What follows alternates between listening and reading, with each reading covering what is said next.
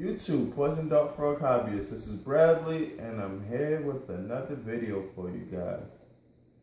This is the 29-gallon with Waterfall Redo Part 2. I am about 2/3 finished. Background's finished, and my left-hand side is finished. So I'm going to do this right-hand side.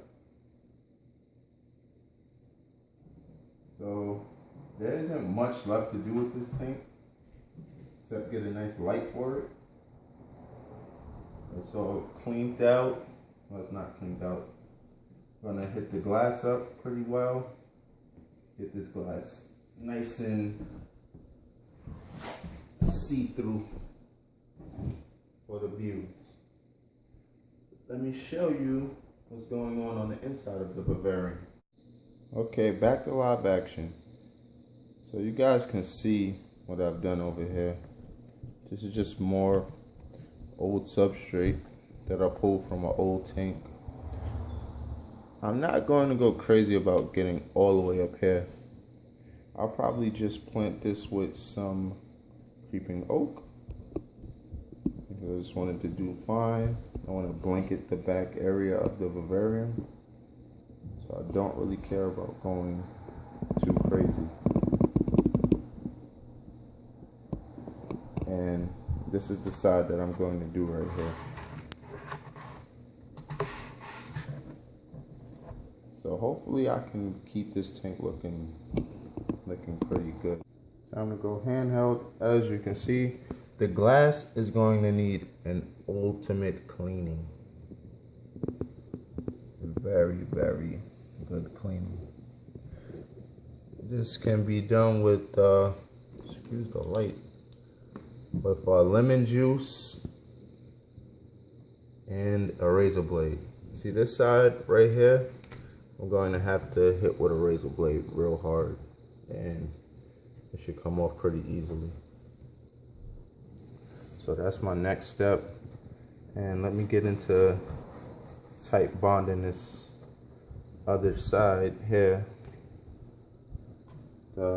my left hand side, because that's my left hand.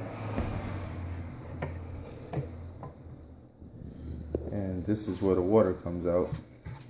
Still pretty strong piece of cork. I had lined it with some silicone so it doesn't break down. And this little hole right here is for gravel, so the water doesn't wick all over the place. There's some spots that I might add more stuff on, but I don't really think I care, because I plan on just having this creeping oak take over. Some bromeliads, keep it very simple. That's all I want. Some terrestrial plants.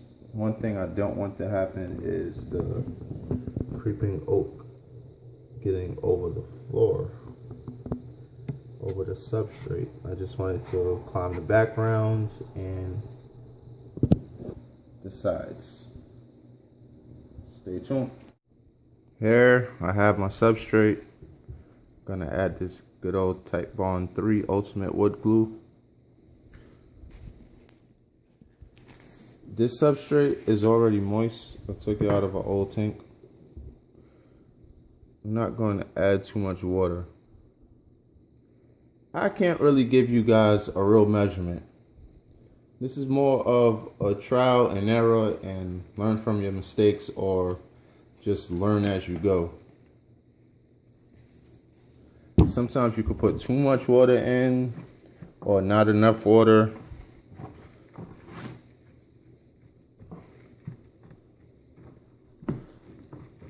But sometimes I don't think that.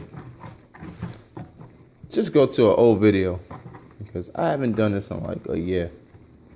But yeah, I wouldn't too much saturate the water, too heavy, because you want it to adhere. Stuff feels like number 2 right now.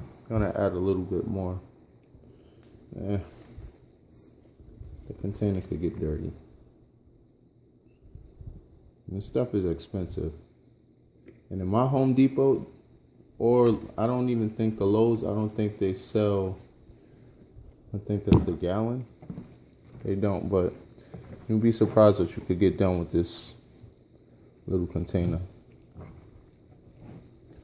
I'm gonna have like a real nice project for this vivarium as far as the microfauna and other insects go. I'm going to try to make this as self-sustaining as possible. I'm going to add just a little bit of water, just a little.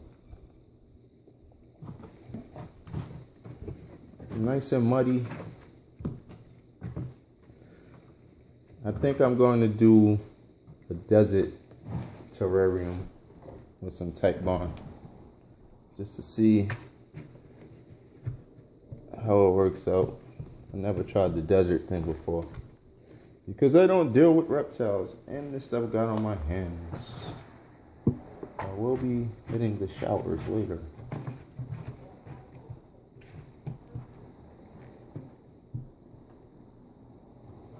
I don't like too many thick layers either, because that's how stuff starts coming off.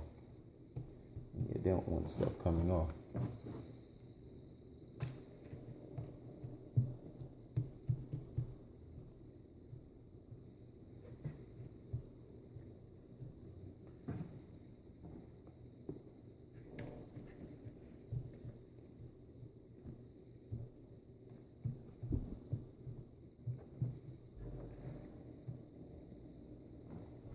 Like I said, I'm not going too crazy for this area up here. I'm gonna have to like trim this down.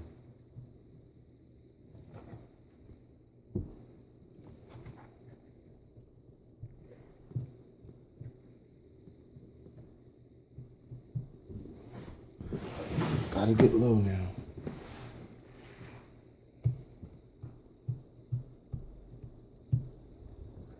This stuff really looks like poop. That is the word to say, because I do have a younger audience. And there's the construction in the background.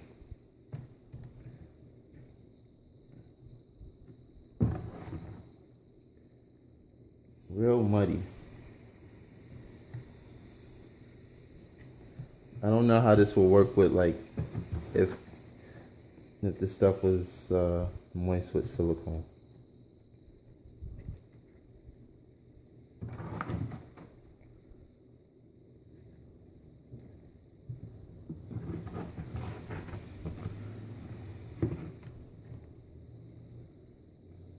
It's a big rock. Whoa.